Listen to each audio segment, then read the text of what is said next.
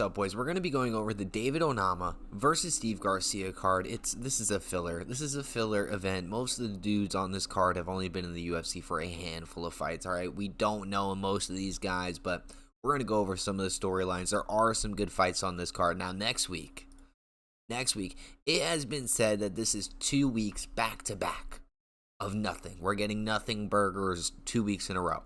This week, it is true. This week, we are basically getting a nothing burger. Next week, that is not true. Next week, we get absolute bangers. A bunch of people with name potential. Tensa Pennington, for example. Now, come on, we got Josh Hokit. We got Robert Valentine. Jackson McVee, who I thought he pulled out of this fight, but it's all right. Next week is a bunch of bangers. Matt Schnell. Joseph Morales. All right.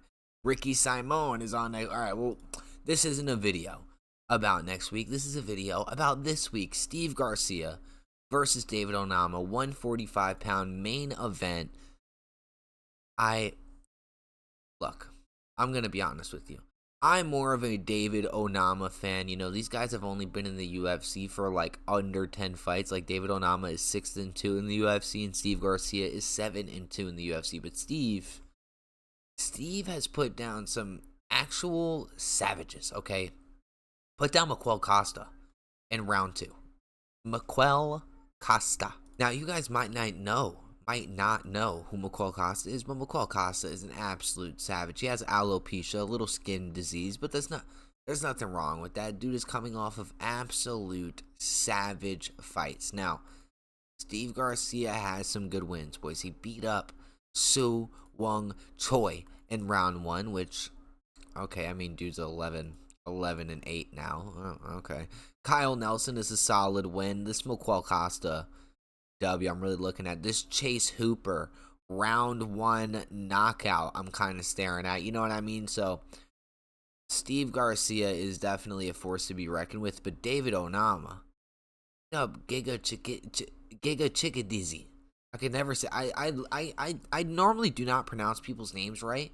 Not on purpose, but just like, I'm not going to go out of my name to try to learn how to pronounce your name. Giga, I cannot pronounce his last name with me trying, okay? It's honestly that bad. But David Onama has some solid wins. Honestly, just the Giga win we're really looking at. Roberto Romero is also a savage, but dude, he lost to Nate Landwehr, and Nate Landwehr hasn't really been on the best run in the UFC himself.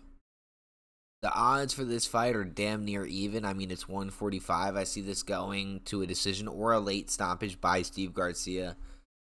I don't really think David Onama is going to get the finish here, but anything can happen, boys. It's at 145. It's at 145. Steve Garcia does have some power, though. He does look pretty solid. That Miquel Costa win, I hold very highly. Same with the Chase Hooper win. The Chase Hooper win, I'm holding extremely highly, okay? Yeah, I think we're going to be locking in Steve Garcia here. Minus 115. Not bad. Waldo Cortez Acosta is coming back a little bit too soon for me, I'm going to be honest with you. He is coming off of a loss against Sergey Pavlovich in August. I mean, not even 2 months ago. Literally not even 2 months ago. Andre Deligi, though, this is Tom Aspinall's buddy. This is the quitter. The quitters. Homie. Okay. I am a Tom Aspinall fan. I'm not a fan of what he did against Cyril Gane. I am a personal believer that he could have fought through that. You know, I don't watch my videos on the topic. I don't need to rehash. I was about to go into a 5-minute spiel about my thoughts on the topic. Okay. But I think Waldo is going to do him in. Honestly, I think Waldo's going to do him in. Ante Deligi, whatever how you pronounce this dude's last name. Last names are really a problem for me, but hasn't fought anybody in the UFC. I mean, he beat Marcin Tybura in the first round. Marcin's pretty good, pretty much of a savage, but been in the PFL. You know, these heavyweights are all questionable, very questionable. Waldo, though, I think might do him some good. Jeremiah Wells is facing Themba Gorimbo. The featured fight of this card is Themba Gorimbo. Now, I like Themba. Yes, he got yes, he got submitted in under a minute. under a minute by Vicente Luque. Now Vicente Luque is, do we really, it's a Christmas tree that's mainly red. It's a Christmas tree that is mainly red. I'm gonna be honest with you. Thembe, I was holding you in high regards until you got subbed in the first round. That kind of broke my heart. But Jeremiah Wells is on a two-fight losing streak. Now, I don't remember his fight against Max Griffin on a random fight night card. I was going to click the event page, but it honestly doesn't even matter.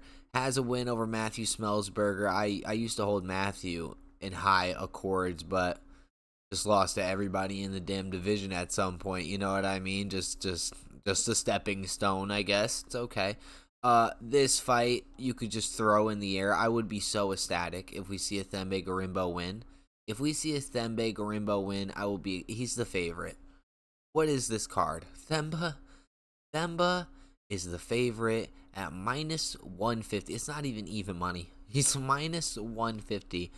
This card is a mess. Now, I will be watching this because, hey, this is an MMA channel. We watch MMA fights over here, but what a mess. What an absolute mess. Isaac Durgalagian. Okay, I love the Tapology picture is a beautiful, fantastic Tapology picture. I'm not going to lie. Coming off of a win over Brandon. Don't know who that guy is. You know, I'm not going to cap to you guys. Act like I know what's going on. Decision split against Christian Rodriguez. Tuivasa versus Tybura. Oh, I did not watch that. I did not watch that fight night. I'll tell you that much right now, okay? Isaac, you're in good standings with me. That Tapology picture was 10 out of 10. I don't think you can get much better there. Yader Del Val, dude's nickname is the Cuban Problem, undefeated 9-0. Choked out Connor Matthews in his first fight.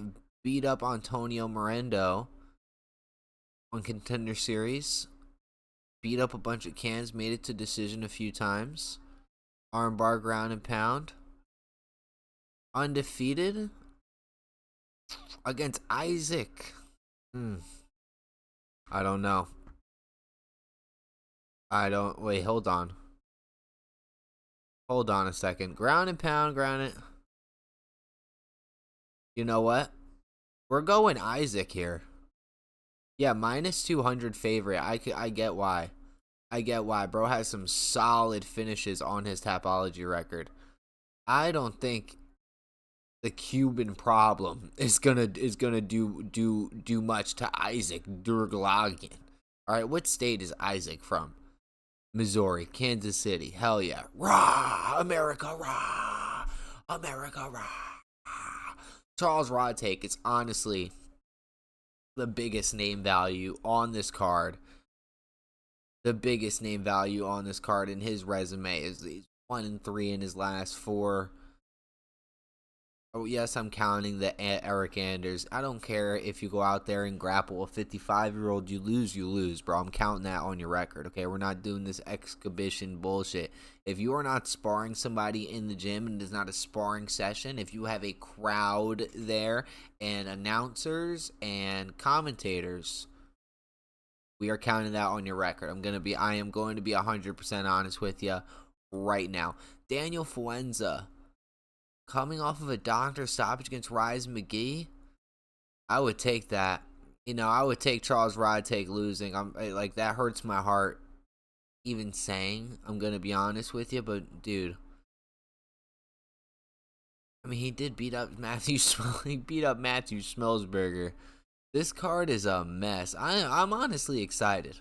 I'm honestly excited to tap into this one, boys.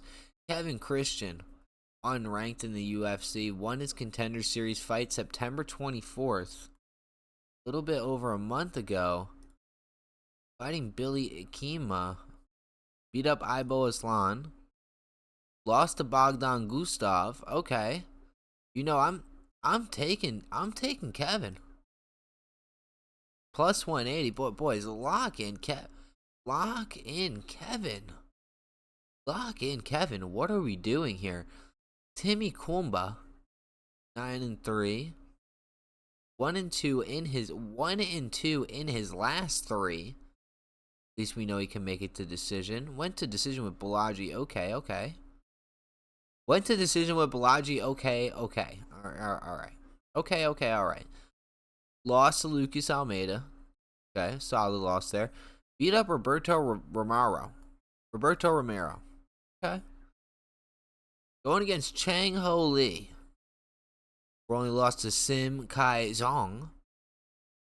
Sim Kai Zong is coming off of a loss to Sol Grambuto. Oh, get this guy in the UFC. What the fuck? Get this guy in the UFC now. I might have to email Hunter. Hunter Campbell might get an email about Sol Ngrambo.